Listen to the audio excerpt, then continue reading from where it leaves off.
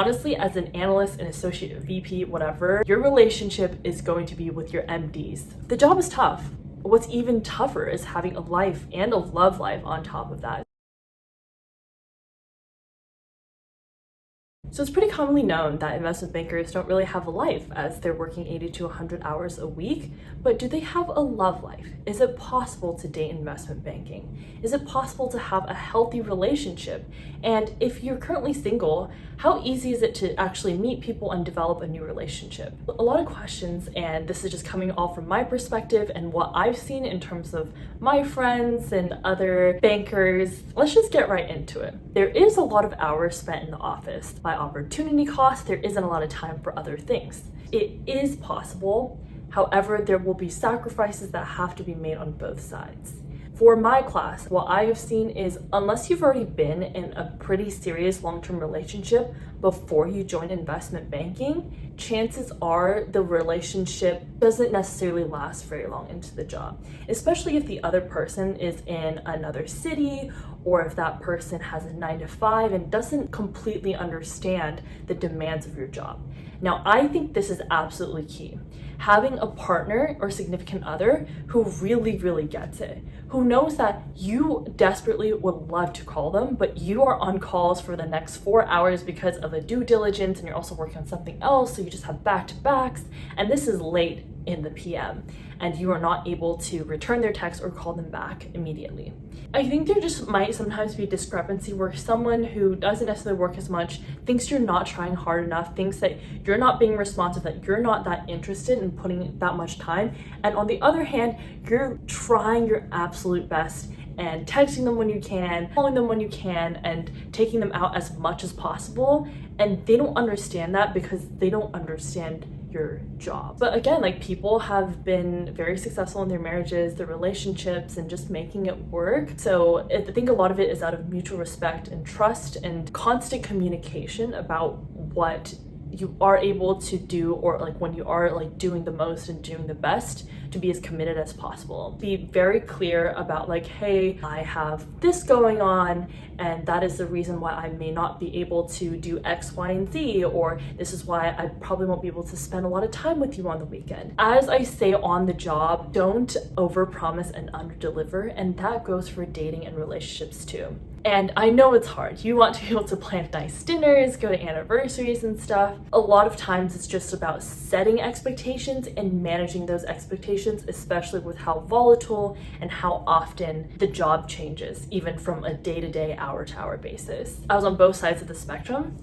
I had been in a relationship right before training, and after discussion, that person that I was in a relationship at the time had also been in banking beforehand and knew of the demand. So when we talked about it, it was a mutual agreement for us to break up. Now I'm kind of on the flip side of it, where I am dating someone in investment banking and I am no longer in investment banking, which I will also talk about in another video. And I can totally see how difficult it can be. And even for someone who was in investment banking and like totally understands the demands of the job, it can be difficult if you feel like you're the one having extra free time and wondering why they're not responding to you. Even with the knowledge and knowing what it was like for someone else when I was in the job, now that I'm on the flip side of it, I can see how difficult it is. How about dating? How about starting something new? Because I had just discussed, actual relationships and having couples going into investment banking.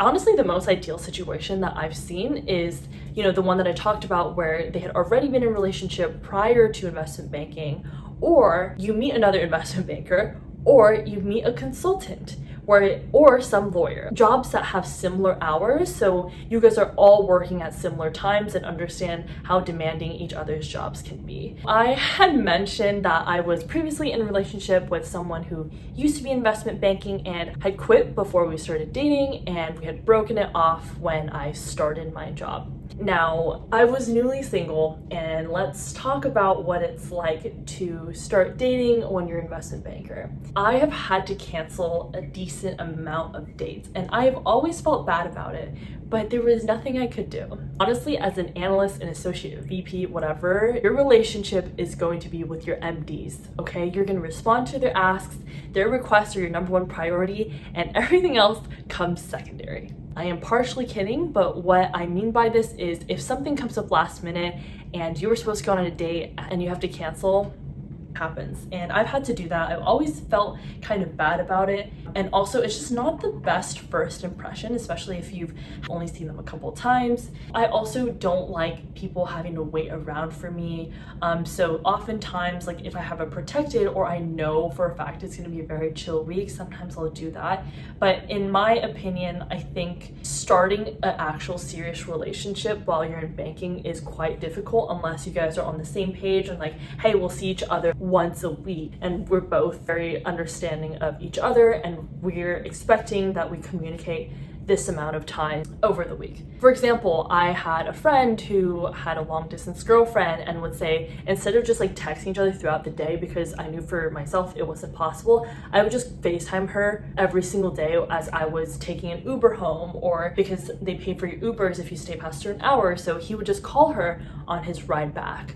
And that would be their time to like catch up on their day, etc. The reason why it's difficult is one, finding the time, and two, not cancel on those plans, and having someone being okay with kind of it being ad hoc, like, oh, all of a sudden, like my evening freed up, like, are you available now? Piece of advice that I heard from people who are married is like, it is so hard to compartmentalize where it's like work and then your personal life. A lot of the times you'll bring your work stress into your personal life. If you're someone who tends to like, if someone's like, oh, how was your day? And like you would just come home and you're still trying to decompress, giving yourself an extra like 15 minutes to do what you want to do so you don't accidentally, let it out. If there's any sort of communication breakdown, just explain like, I'm really sorry, like my MD has been on my case the entire day, so if I say anything that seems snappy, it's not because of you. It's a lot of work stress that's more than usual lately. So a lot of it just comes down to being transparent about what your schedule is looking like, them being transparent about how they feel about it. And I guess speaking from personal experience, just like being understanding and giving people the benefit of the doubt. Even in friendships, I would have friends who would kind of get irritated when I wouldn't answer them like in an hour, and I was like, I have been in a fire drill and been on calls for the past 5 hours. Like, I really didn't have time to even look at my phone. A lot of people know what it means to be an investment banker, but just level setting those expectations is absolutely critical, or else things may escalate to a point where like they say you're not spending enough time with them, and you're like, I wish I could, and I'm actually spending every single minute of the extra time that I have with you, and this is me trying my best.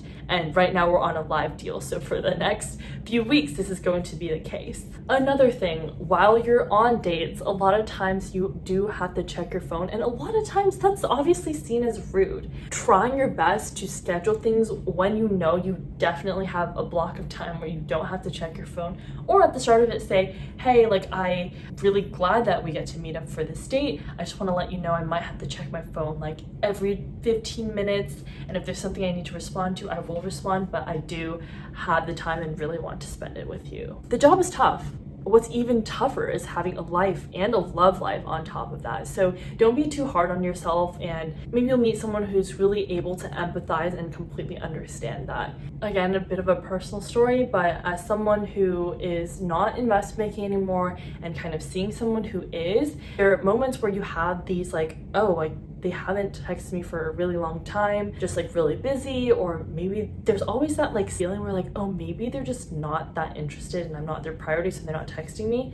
But again, I remember the times that I was in banking and when I had a crazy week, literally tunnel vision, that was the only thing you could do. People were chasing you in all different angles, and I really wanted to respond and say, hey, yeah, like, let's grab dinner, or I would love to see you and all this stuff, but I didn't actually even have the time to get up from my desk to say like get food or use the restroom. And sometimes like this will happen and I will realize that this person that I'm seeing, I've been staying up till like 3 or 4 a.m. for consecutive nights in a row, and they spent the extra time to text me or give me a call, and that to me does mean a lot. And for other people in normal relationships, if you're chilling for the rest of the day, then I'd be like, okay, well, I don't think you're really putting that much time, but just try to think about it in their perspective. And again, even as someone who is an ex-banker, I sometimes forget. Giving people the benefit of the doubt, trying to be empathetic about it, and just talking it out, trying to understand where they're coming from really does help. That has helped me personally when I'm like, okay, I remember when I was in banking, like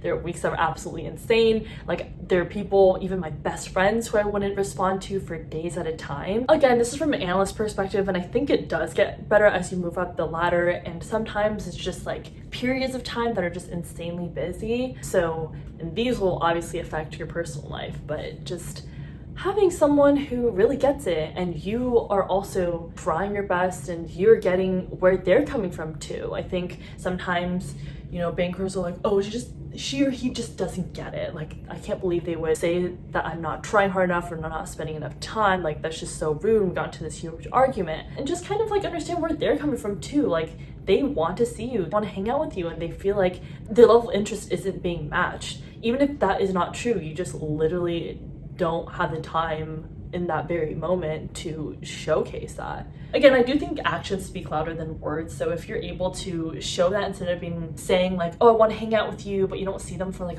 a month at a time, then obviously it's not something that I think really works, especially if you're in the same city. And I think that's why like bankers, and I guess people who are really busy, a lot of them just turn to things that are more casual, which is nothing wrong with that, but it's, you know, just casually date someone, or you know, a different type of situation, rather than something that's really serious, just because of the time. And I think a lot of the energy, that a lot of it is exhausted on the job, I think it lends itself like pretty naturally to that. And that's something I've seen as well. But again, it's all like, you know, what you're looking for in the moment. And a lot of times, like I even hear bankers say like, I really can't do a relationship right now. I really can't date.